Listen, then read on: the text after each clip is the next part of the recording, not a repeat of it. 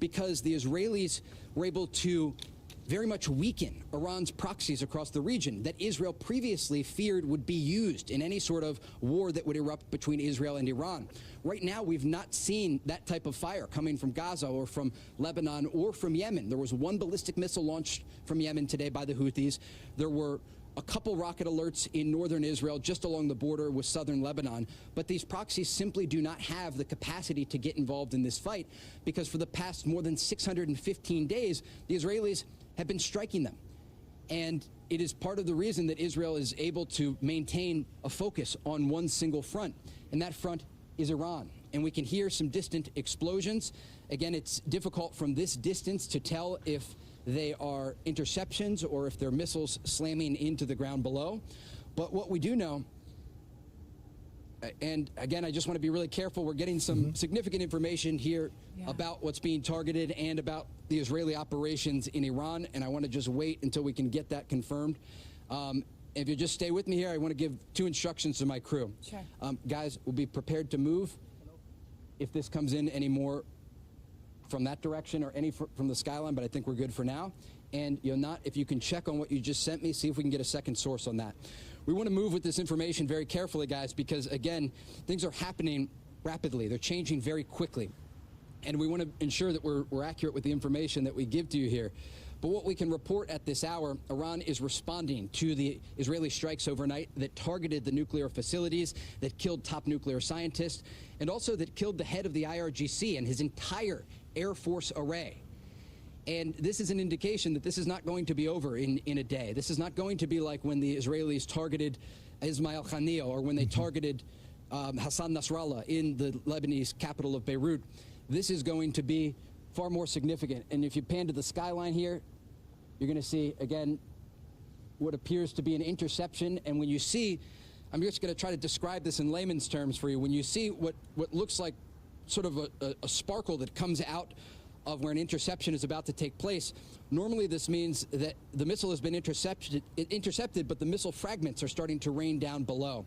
And we've seen those fragments cause significant damage as well. And so this is what we know right now. Again, we're going to work on confirming some of that information, but yet another missile attack coming directly from Iranian territory. We can expect the Israelis to start targeting some of those positions as reports indicate in Israeli media that fighter jets remain over Iranian airspace at this hour. John, Sandra? Yeah, and furthermore, to your point about confirming what we are hearing, Iran State TV is reporting at least one Israel fighter jet was downed by air defense. Its pilot detained. Obviously, we're working to independently confirm all of this that is coming in right now. As Jen Griffin just reported a few moments ago, the number is in the hundreds of missiles launched into Israel. You and she are calling this unprecedented, the number of missiles coming in. What she said she is hearing in her reporting is that 5 to 7 of those managed to get through. That was the impact that we saw in Tel Aviv. And on that, there was an alert that went out just a few moments ago, Trey, saying that a short time ago, Israel police received reports regarding the fall of projectile debris there. At this stage, no injuries have been reported, though property damage has occurred. We saw some of the sites of that. We're still waiting to hear on any damage or any injuries that may have come from that. But Trey, we have on the screen the scene moments ago, just these missiles lighting up the sky there. Yes, Sandra, that still image that you see there was taken from the same vantage point in Tel Aviv where we have been reporting from. And during the first missile barrage, I can give you a sense of what it looked like here on the ground. You had missiles coming in so rapidly that Israel had to use defense systems that are out at sea. I don't want to speculate on where those defense systems are coming from exactly or who they belong to, but we will be able to confirm that for you shortly, likely with our Pentagon team. Off in the distance, we could see the David Sling system and the Arrow 2 and 3 system. And that video that you're running there where you see those trails of smoke coming across the Tel Aviv skyline, that is an indication that as these missiles started to slip past Israeli air defense systems, that the Israelis had to start using some of the shorter range systems, possibly even the Iron Dome. They try to work all of these systems together and shoot down as much of the incoming fire as possible. But it's very challenging whenever they're firing from multiple different directions. You can hear those sirens in the distance, and I can report right now that according to Israeli media, there are 9 impact sites from the first round of missiles, 1 moderate injury, 4 lightly wounded. We have no info on the recent missile barrage that just came across, coming from directly Iranian territory. Again, there is concern at this hour that Iran's response will also come in waves. They will be different waves than the Israelis, given their limited capabilities and the fact that Iran and Israel don't share a land border. But I want to just try to map this out for you. If you're looking at a map of the Middle East, you have Israel, and then just to the east, you have Jordan. Just to the east of that, you have Iraq, and then you have Iran. And so these missiles are flying over Iraqi and Jordanian airspace and then landing in Israel, some of them being intercepted in the skies above. The concern, though, again, for the Americans, and it's part of the reason that the U.S. State Department and the Pentagon ordered the partial evacuation of the U.S. Embassy in Baghdad. The concern is that the Iranians could use not only missiles and drones coming from their territory to target U.S. bases and American assets across the Middle East, but also that they could use Iran-backed Iraqi and Syrian Shia militias. Now, it's less of a concern in Syria now. Certainly, they still have capabilities, especially in the eastern part of Syria. But in Iraq, there are these forces that have both missiles and drones that could be used to target American positions. And that is certainly of concern tonight, and part of the reason there has been such a close coordination between the Americans and the Israelis. And as we heard from President Trump today when he spoke with Bret Baier, when he talked a little bit about this situation, he didn't describe this as a heads up. He said the Americans were well aware of this. And of course, there was classified coordination behind the scenes because President Trump had been clear from the beginning. He wanted to give the Iranians an opportunity to come to the negotiating table and reach an agreement. At this point, that appears to be out of bounds for right now as this conflict is developing between Israel and Iran. Guys, back to you. Trey, we'll let you catch your breath for a minute there. It looked like that latest barrage of missiles was very effectively handled by the Israeli air defenses. We didn't see any impacts come of it. But this news from Tasnim out of Iran saying our country's air defenses shot down 2 Israeli fighter jets. 1 pilot, a woman, was captured and being detained. And the Ayatollah, I doubt if he's doing it himself, but somebody for the Ayatollah is tweeting in real time as this is going on. The latest tweet from the Ayatollah's account saying, quote, life will definitely become bitter for the Zionists. Let's go to our Jennifer Griffin at the Pentagon. Israel had acted with impunity in Iranian airspace up until now, but this news that 2 jets have been shot down certainly will be troubling for the IAF. Well, I would certainly mention, John, that also could be Iranian propaganda. We see often in these Middle East wars that groups on the ground want to indicate. So let's see if they actually show any evidence of having captured any Israeli pilots or downed any Israeli planes. So I would put an asterisk next to that for now. But I've just spoken to a very senior U.S. military source who explained to me that Israel in this case, despite all of the dramatic images we're seeing in Tel Aviv tonight with about 100 ballistic missiles being fired at one time toward the capital and towards Israel, with very few, I might add, getting through. And as we've discussed, only one needs to get through to cause a problem. But so far, the Israeli defense systems have worked. But this U.S. military source said to me that Israel holds all the cards in terms of escalation, and that the Iranians, while they had to fire back, given the extent of the airstrikes, the Israeli airstrikes, targeting its nuclear program, targeting its military leadership, but not yet targeting Iran's civilian leadership. I think that's an important point. Israel holds all the cards in terms of escalation, and that is from somebody who knows very, very well the Israeli capabilities and the Iranian capabilities. The way it's been explained to me in the past is that Iran has approximately 3,000 ballistic missiles, of which about 1,000 are capable of hitting Israel, of flying that far and hitting Israel. They've fired a few hundred now of those ballistic missiles. Those ballistic missiles are fired from what you call mobile missile launchers, point and shoot, where you track, they're moved around, they're mobile, and they're difficult to locate, and that is one reason that they were able to get off about 100.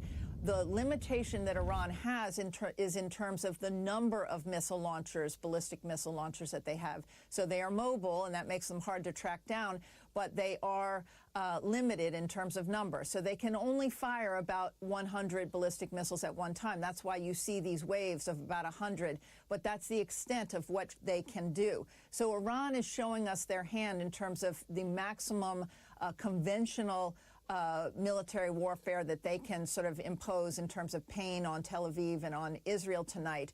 They certainly have, as we've discussed in the past, terror cells that could launch at any moment around the world. U.S. Naval vessels in the regions and even civilian naval vessels are at risk given how tight the Strait of Hormuz and that territory can be. And then, of course, there are U.S. military bases that are vulnerable in Bahrain and in the Gulf states that we've known could be vulnerable to Iranian missiles as well. Right now, the Iranians are being smart enough not to target the U.S. military because they know that if the U.S. military is targeted, they will respond, and that will draw the U.S. into what is now a sort of a war between Israel and Iran. And the U.S. is standing by to defend Israel, but there's no evidence at this point that the U.S. military is involved in any offensive attacks against Iran. So right now we are in a very delicate balancing game. President Trump has said that he would like to see Iran agree to come back to the negotiating table and so that this escalation will stop. These attacks on their nuclear sites will stop. We hear a lot of tough talk right now from the supreme leader of Iran. But again, what they can actually do at this moment in time in terms of increasing ballistic missiles attacks against Israel, I think we're seeing the extent of it right now. And we have reported in the past that there are 2 U.S. Navy destroyers in the Eastern Mediterranean who are fully capable of helping with the layered missile defense and air defense of Israel. It's not clear at this point in time whether they were involved in shooting down any of the missiles that were fired in these last 2 salvos from Iran. But those 2 Navy destroyers are there with a lot of capability, as well as a 3rd Navy destroyer, the Thomas Hudner, which is being sent from the Western Mediterranean to the east as we speak. John? Jennifer, to your earlier point, just crossing now, the Israeli military, through a spokesperson, seems to be denying the Iranian media reports that an Israeli fighter jet was downed with the pilot detained. We'll see what more we hear from that. I want to reiterate the reporting from Trey a few minutes ago about the impact there in Tel Aviv. And Jen, add to this what you can. What we're hearing from a spokesperson following the red alert sirens that have been happening across the country. The MDA teams had provided medical treatment in the greater Tel Aviv area. You were seeing what looked like the impact area, either it hit the ground or the building there. You were seeing the damage done to the building there. This is a live shot of Tel Aviv. 5 injured individuals is the latest that we're hearing. 1 in moderate condition, 4 lightly injured by shrapnel. They have been evacuated to the hospital as we do await an update on them. As you can imagine, right now they're still responding to the scene there, Jen. Well, it's interesting, and as serious as it may sound in terms of injuries on the ground, that is a very light casualty toll. If those individuals are not seriously injured and nobody has been killed, given that 100 ballistic missiles were fired at Israel tonight, I would say that is good news. If you go back to October, the last time that Iran fired ballistic missiles at Israel, you'll remember that it was 180 ballistic missiles that were fired at one time toward Israel, and about 24 got through the layered missile defense at that time, and there was nobody killed in those strikes. So the missile defense system has worked in the past, and it looks like it's working again. All right, Jen Griffin, live out of the Pentagon as we continue to watch this happening live.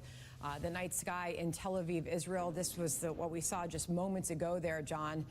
We pray for all those affected by this. Obviously, they have been told to find shelter and stay there for the time being. Also crossing, a spokesperson for the UK Prime Minister, John, saying that the Prime Minister spoke to President Trump this evening.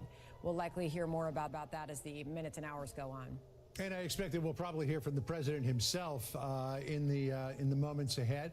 Again, the sirens that you're hearing now, these happened a little while ago. There were 2 barrages of ballistic missiles that were fired at populated areas in Israel.